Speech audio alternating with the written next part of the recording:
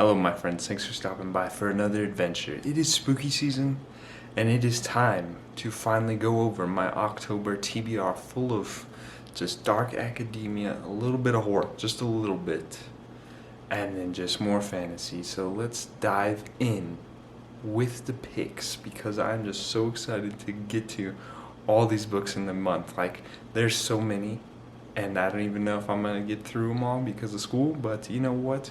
We're just going to put them on that TBR anyway. The first one on the TBR is The Haunting of Hill House by Shirley Jackson. This is my book club pick for the month of October, so if you want to join along, I'll make sure to leave a link to the Discord down below. But this is kind of my entryway into horror. I really love the adaptation. I binge watched that with my friends back in the dorms. I think it was like freshman year, and I love the adaptation a lot. But I've heard that the adaptation is completely different from the book, so we'll see where that goes, and I can't wait to just fully dive into it. This is like a horror classic, I believe, and it's not completely scary, so I'm hoping that it'll be kind of a perfect kind of entryway into horror, because I'm looking forward to getting into more horror and like getting rid of like my scaredy cat, like my inner scaredy cat. I've always been a scaredy cat, so I think that just diving into a little bit during the spooky season would be kind of just perfect. And then for my series read along, also on my channel, we are going to be continuing on with the Chronicles of Dune with Dune Messiah. And I love Dune so much. Like, in the beginning, like, I was a bit scared as to like there was a lot of kind of sci-fi words and everything else going on with it, and I was completely afraid that I was going to be just lost. But slowly, not slowly, like 20 pages in, I was fully on board with everything going on. I fully grasped like the writing style and the characters and the words, and I was slowly starting to adjust, and I fell in love with just the world, the Arrakis, and just to set up Paul, Lady Jessica, all of them. Like, I just loved all the characters, everything that was going on with it, and I can't wait to continue. The ending really left it open for a lot, and I just also, guess what comes out in October? The movie adaptation, and I can't wait to watch that. There'll be kind of a video, a very special video coming out very soon. I vlogged my experience of reading Dune, and at the end, I'm going to review the adaptation and see how it is. So be on the lookout for that video very soon, probably in November maybe, when I kind of watch the movie and kind of get it all put together, but be on the lookout for that soon. This next one I had been saving for fall forever. I got it a while ago, and after reading two of her other works, like, I was just in love with, I felt like in love with just everything that she would kind of put out, and that is A Deadly Education by Naomi Novik. This is a kind of darker magical school version of kind of like Harry Potter. Like, this magical school is essentially out to kill you. Like, you are enrolled and you are very lucky if you graduate, and I believe kind of the main perspective deals with kind of, she specializes in kind of dark magic, and she's kind of frowned upon by both her family and other kind of scholars at the school, and she basically has to kind of work her way into kind of, I believe they're like guilds or something within the school, and she has to try and graduate from this school that is just out to kill you. Like, monsters are everywhere, and they're just trying to kill you. Like, I just love that setup, and I love Naomi Novik's other works, and I think this is just perfect for this spooky season. Dark academia a little bit. It's just perfect. And this next pick is going to go perfectly in line with magic schools. You will soon find out. So speaking of magical schools, we got the next book in the Harry Potter series, The Half-Blood Prince. I didn't get to this month in September, but I'm really hoping to get to it and just continue on with the series. Sadly, I'm just afraid to finish the series because I've just enjoyed every book. Like, it feels like it's just added on more to kind of the wizarding world, and I've just fell in love with it more, like each book, and it's just, I can feel it. It's gonna break my heart to finish this book. I already know, like, the way that just the Order of the Phoenix, like, it broke my heart, and I know it's gonna continue to break my heart. I have a feeling that some of my favorite characters aren't gonna make it out, and I'm not ready for it yet. But the Half-Blood Prince, it's just already like, I'm loving the cover already because it has Dumbledore. Dumbledore is like one of my favorites, and if anything happens to him, I'm gonna be broken. But I can't wait to kind of finish it and just watch the movies as well. Like, I feel like this season is perfect for binging the movies, and I haven't seen any of them. Somehow, I must have lived under a rock, because I have not seen any of them, and I can't wait to just finish the series and then watch the movies as the season kind of changes. And it's just, from what I've heard from everyone, it's just the perfect time to watch them. These next two are going to be kind of on my mood read, and it's going to be a tough choice. And that is either going to be between The Devil Makes Three or A Lesson in Vengeance. They're both dark academia. One kind of has, this one is dealing with kind of these two students that find this hidden library underneath their kind of university or school, and they find a hidden book. And they open that book, and then out pops the devil, and together they must stop that demon, that devil, and save the world. And that's all I got to know for that one. A Lesson in Vengeance has been gaining a lot of popularity and hype here lately. I've seen it everywhere.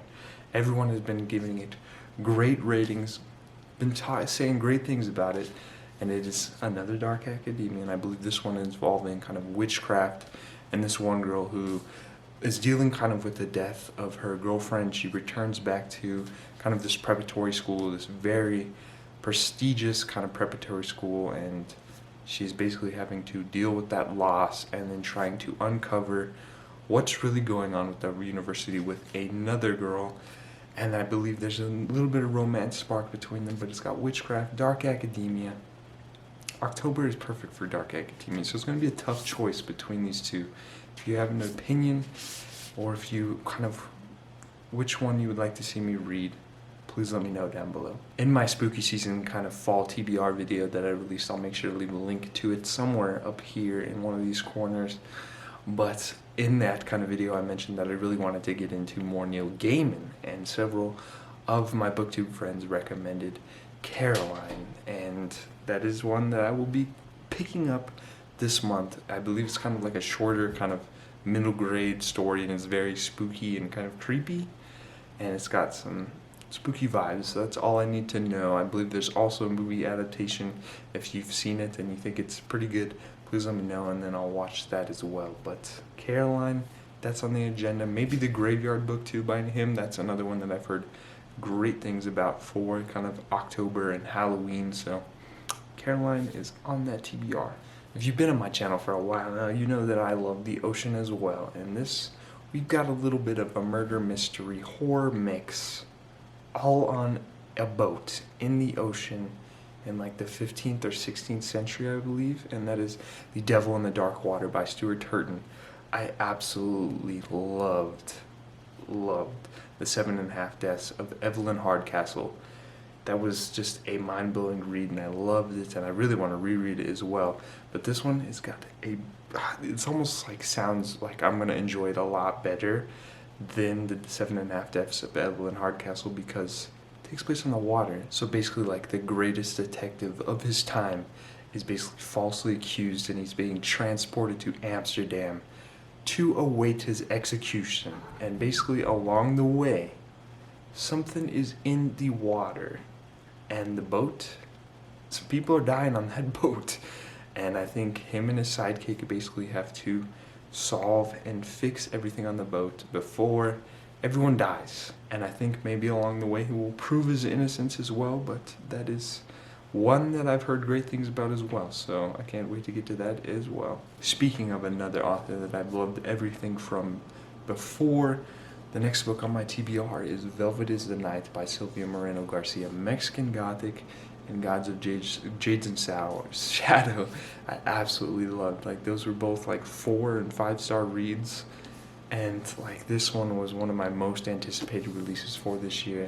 It's taking place in Mexico City. It's kind of got, I believe, like the KGB gangs, kind of criminals, all involved in a mysterious woman, and they got to solve and find this mysterious woman. So I believe it's got a little bit of mystery, some thriller, a little action, suspense, maybe a little bit of romance, but I've seen great reviews about it from kind of Jeremy Fee and just everyone else on BookTube. So this is just, it's gonna be a blast. I already know. This next one, it's originally for school, but after reading kind of Mythos by the same author, like I don't even consider it for school because of how much I enjoyed it. And this next one is Heroes by Stephen Fry. I listened to Mythos by the same author. He narrates it, and it's just perfect. Like, he's a comedian, a producer. He does all kinds of stuff, and just the humor that he puts into it is just the best. Like, I don't even feel like I'm reading. I feel like I'm listening to like a comedy talk show, like a podcast, because it's like a mix of like Rick Riordan and then just like actual history and just like comedy. Like, just like he puts it in there. Like, it's Rick Riordan for like adults, and I just love it. Just humor throughout. These are always like comfort reads for me. Like, I will always come back to kind of Greek mythology when I'm like in a rut or not feeling the best, because they just always bring me a lot of joy. Like, when I was listening to it, I felt like I was just like sitting at a fireside and like listening to my kind of grandpa like read me some Greek mythology stories, and it was just the best. And I can't wait to learn more about the heroes now. I learned all about the myths and how it all originated, so now I'm interested to see what's going to go on with all the heroes. We have got another witch book on this TBR, and that is Sweet and Bitter Magic. This is going to be the diamond in the rough kind of adventure for this month, so if you want to join in, there's also kind of like a little bit of a kind of Discord channel on the Biblionauts. If you want to join in and give an opinion, see if you believe it is a diamond in the rough, you can join down below. But this one, I haven't heard much about it. Like, I've seen it on a couple recommendations, but I just love the setup around it already. Like, one girl is basically kind of exiled after using her magical abilities, and she can't use it anymore. And then another one is basically like she can't use it anymore, and like this plague is kind of erupted around the kingdom, and they basically have to work together to save the whole kingdom from this plague that sprouted up. And I believe this is a sapphic romance, so if you want to join along and help me determine whether this is a diamond in the rough, check out that link down below. I'm finally doing it. I said I was going to do it a while ago, and this month I'm finally starting this adventure, and that is going to be reading War and Peace by Leo Tolstoy. I finally decided that I'm going to split it into 4 parts over 4 months, and we'll see where it goes. Everyone has said that it's really great, even though it's very scary. If you can't see how many pages that is, that's like a Brandon Sanderson thick book. And it is kind of the pinnacle historical fiction, and I love history, and a lot of people have said that it is worth the time and worth the read. So I'll be splitting this into 4 parts, and I will also be vlogging my experience. It was a great idea by Pavio over at Attention. He said it would be really cool to kind of see my reactions to kind of my journey throughout the book. But I'm going to split it into 4 parts, and if you want to join along, let me know down below. I will also be finishing another series this month, and that is going to be the Century Trilogy by Ken Follett, and the final book is Edge of Eternity. The final book left off with kind of the beginning of the Cold War, and I don't know where this last one kind of ends off at, but the Cold War is a kind of time period that I don't know very much little about, and I like how he kind of includes like a lot of historical kind of figures and actual events into his tales, and just like all the perspectives. Like, the thing I've noticed as I've kind of journeyed through these big hefty books, if you haven't seen them, they can kill someone, so be careful with them. But I've just been able to kind of connect with each of the characters and perspectives, and I just really feel for them. The second book especially, like, some things went down, or not, the terrible things happened to some of my favorite perspectives and characters. And I think I enjoyed that one a lot more. I enjoyed the time period of World War I and kind of that stuff in the first book, but in the second one I was really able to connect with the perspectives better. And I believe in this third one we'll get some new perspectives, and I don't know where it will go, but I can't wait to finish the series and then maybe check out more by Ken Follett in the future.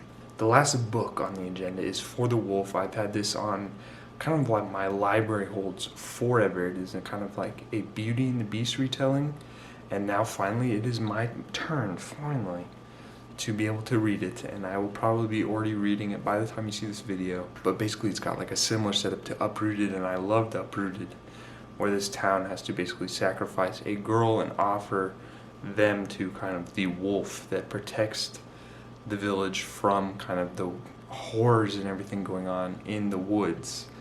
And basically the town is like, you know what, we're just gonna offer up this girl. Like, no, I don't think really much people care about her, and they're just like, here, take her.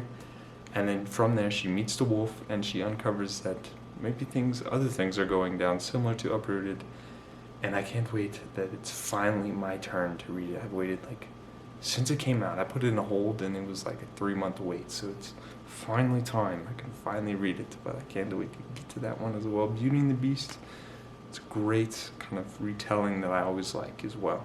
And the last kind of thing on this TBR is a graphic novel, or I guess like a comic book, and that is Watchmen. I'm still making my way through it. It is a bit heftier than I thought it was. I thought it was going to be like a quicker read, but it is like been an enjoyment as well. From what I've read already, I've enjoyed it, and I can't wait to finally get farther into it. I'm not very far into it. I was supposed to be spreading this out over the month of September, but I was just falling in love with some other books. But I will be finishing this hopefully in the month of October. But that is my last book on this giant TBR.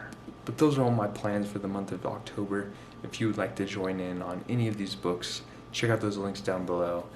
And I look forward to seeing you in the next adventure. I hope you all have a splendid day. But it is time to leave you with a message from Ellie, who said that adventure is out there. So I'll catch you next time. Bye.